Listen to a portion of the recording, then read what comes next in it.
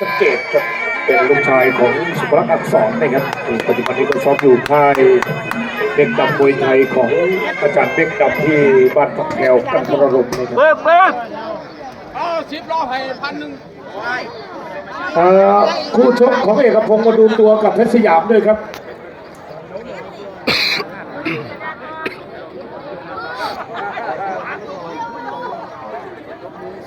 ดูครับเขามีการสูงไม่ลงเขาไม่มีเลยโบเก็บเลยเขาบอกว่าบัตร ไม่มีโบเก็บเลยส่วนน้ำเงินนี่ครบเครื่อง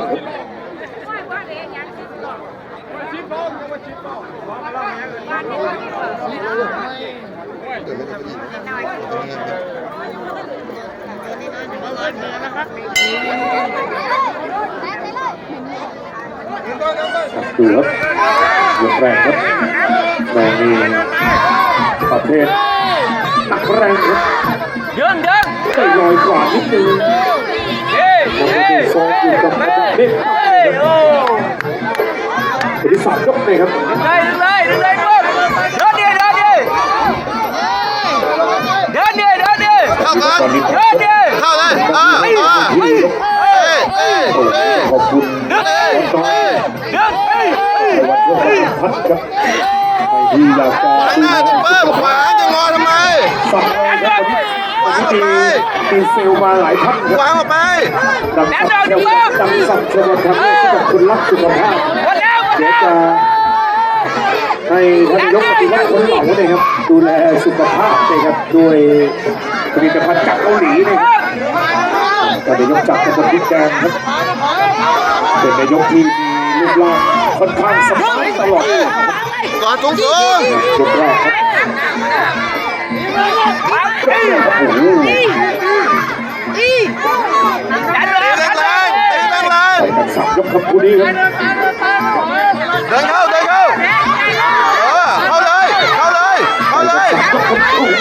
ปิดดูการโยกครับดูการโยกของไอ้เจ้าคนเลยวิ่งโอ้ดูสเต็ปการออกหมัดครับมาทนแบบประจากคูยิบนะครับได้ช่วงครับกดตีขวางหน้าหน่อย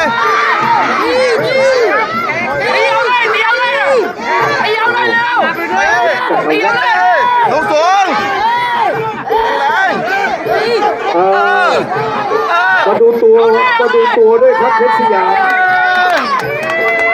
มมาดูตัวด้วยครับกับเอกพงศ์ครับจบยกที่1ครับคู่ต่อไปไทยสุรพงศ์สุขคุ้มครับตีให้สุดจัดโดยเสียบเผยครับนาที10คู่นี้เลยครับ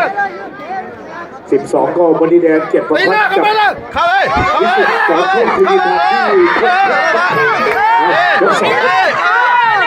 ดูยก2แดงมีประพัดเลยน้ำเงินวัดกันของเล่นเป็นใจ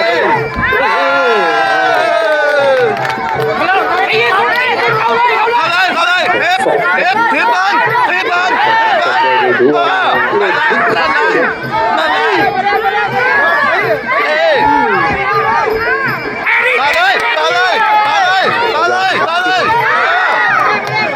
โดนแข้งขวาครับล็อกอีกแล้วครับเพชรกระดกแต่เพชรขวาครับแต่ว่าพยายามที่จะสู้ที่วงในครับแต่ที่ต้องการแต่ครับก็ไม่ได้เพชรกระดกว่าขวาเลยอาจารย์บันเทิงบอกว่าต้องนี่ครับหัวสักคนทุบไปที่วงในนะครับ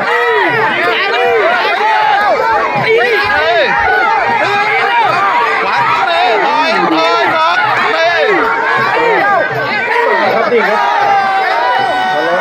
ทะเลาะครับเพชรกนวัฒน์ดาราดีๆกับตันทีมเงินลงไทยครับมีเพชรตั้งครับคุณจะนิยมของการเด็กครับวันนี้มากันครบทีมครับยก2ดูครับตู้เงินปล่อยมา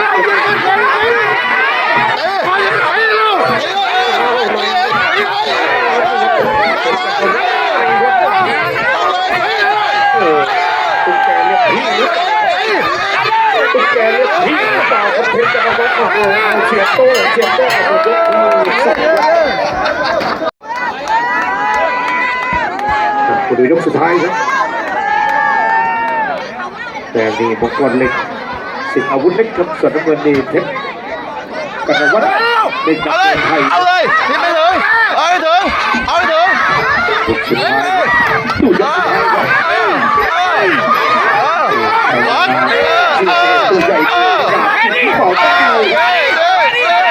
ะกี้มัดซ้ายกับเพชรกันวัฒน์เอาเหลืองไม่เกินเพชรกันวัฒน์วันนี้เทปเลยเอาเลยเลยก่อนเลยก่อนเลยก่อน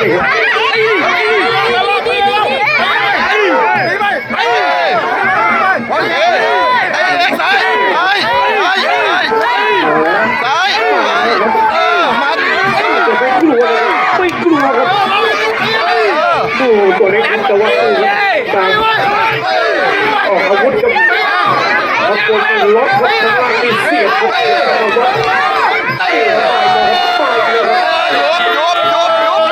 ถือว่าเป็นตำแหน่งไทยเต้นดับมวยไทยครับยกสุดท้ายครับเล็กมันก็เล็กง้างโดน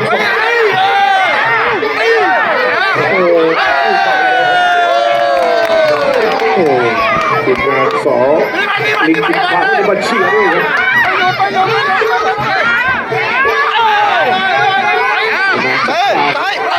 จับตาครับแบบนี้อนาคตที่น่าจะเป็นมวยมหาชนนะครับแต่ว่าเกมยังไม่จบครับเกมยังไม่จบครับองค์กรเหล็กจะมีซ้ายสองหมัดที่เหลือคือจบแล้วครับจบยกสุดท้ายครับหรือว่าใครจะได้รับการชูมือครับ